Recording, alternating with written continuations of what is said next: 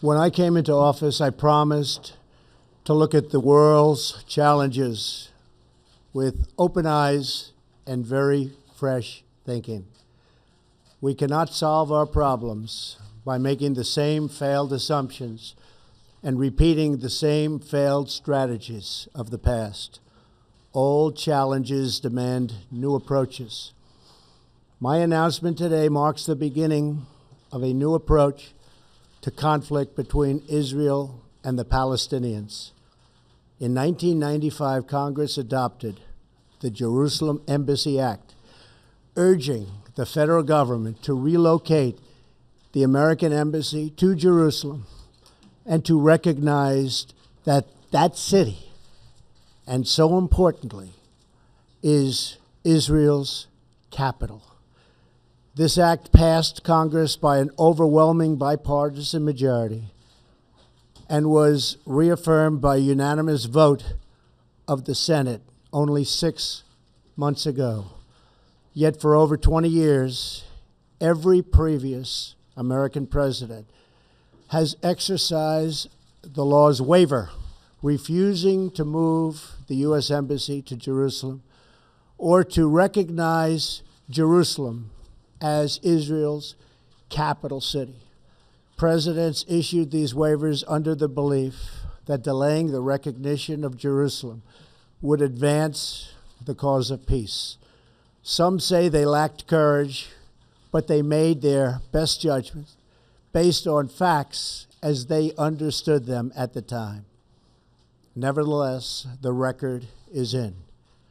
After more than 2 decades of waivers, we are no closer to a lasting peace agreement between Israel and the Palestinians. It would be folly to assume that repeating the exact same formula would now produce a different or better result.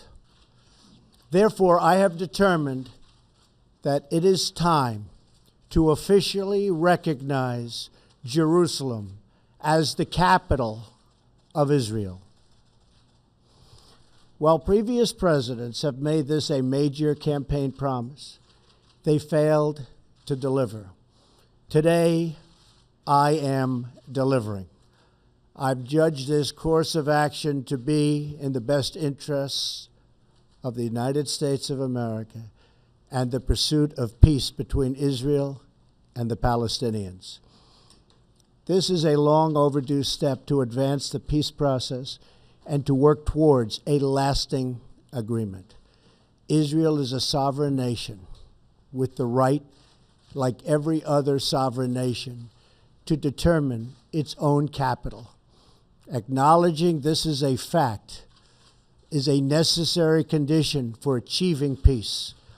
It was 70 years ago that the United States, under President Truman, recognized the State of Israel. Ever since then, Israel has made its capital in the city of Jerusalem, the capital the Jewish people established in ancient times. Today, Jerusalem is the seat of the modern Israeli government. It is the home of the Israeli parliament, the Knesset, as well as the Israeli Supreme Court. It is the location of the official residence of the Prime Minister and the President. It is the headquarters of many government ministries.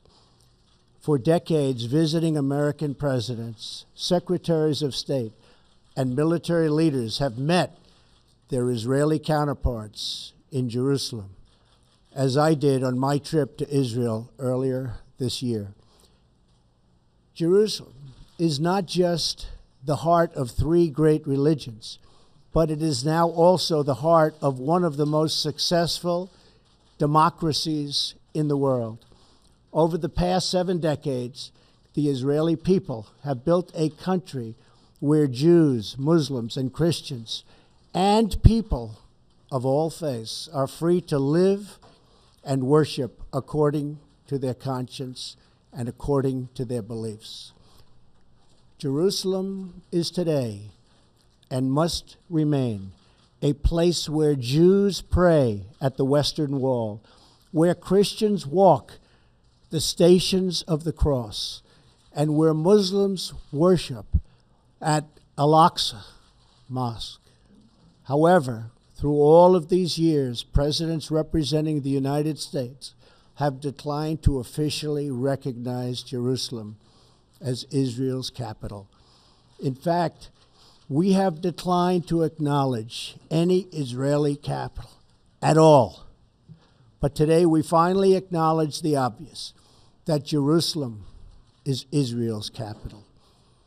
This is nothing more or less than a recognition of reality. It is also the right thing to do. It's something that has to be done.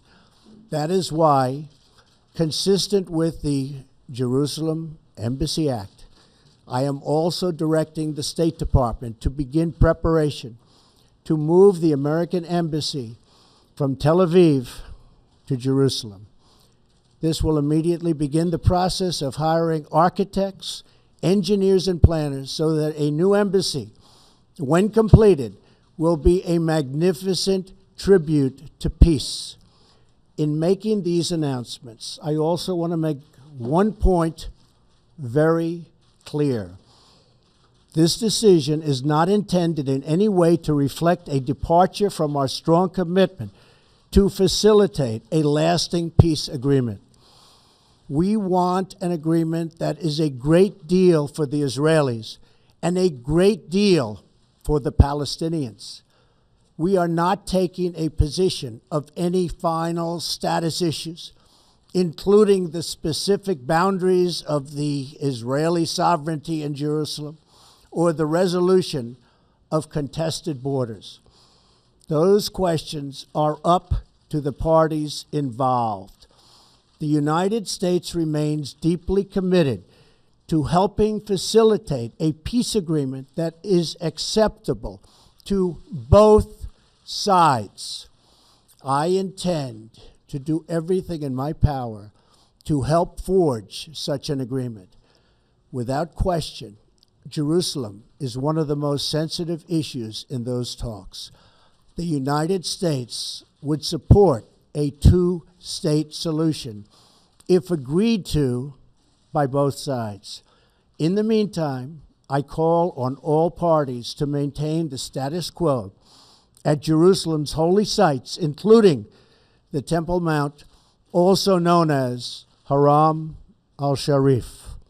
Above all, our greatest hope is for peace, the universal yearning in every human soul.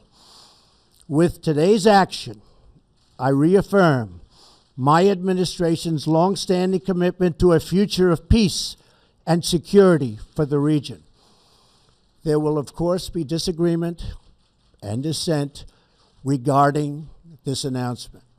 But we are confident that ultimately, as we work through these disagreements, we will arrive at a peace and a place far greater in understanding and cooperation. This sacred city should call forth the best in humanity, lifting our sights to what it is possible, not pulling us back and down to the old fights that have become so totally predictable. Peace is never beyond the grasp of those willing to reach it. So today we call for calm, for moderation, and for the voices of tolerance to prevail over the purveyors of hate. Our children should inherit our love, not our conflicts.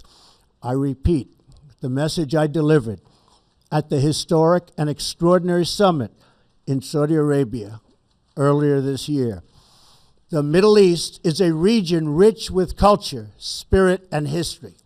Its people are brilliant, proud, and diverse, vibrant, and strong.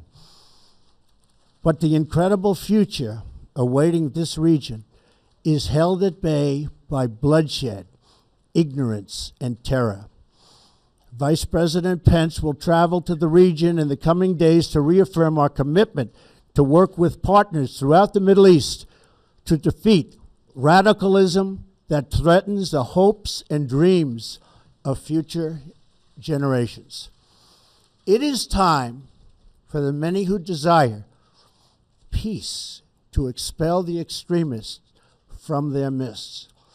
It is time for all civilized nations and people to respond to disagreement with reasoned debate, not violence. And it is time for young and moderate voices all across the Middle East to claim for themselves a bright and beautiful future. So today, let us rededicate ourselves to a path of mutual understanding and respect. Let us rethink old assumptions and open our hearts and minds to possible and possibilities. And finally, I ask the leaders of the region, political and religious, Israeli and Palestinian, Jewish and Christian and Muslim, to join us in the noble quest for lasting peace. Thank you. God bless you. God bless Israel. God bless the Palestinians. And God bless the United States. Thank you very much. Thank you.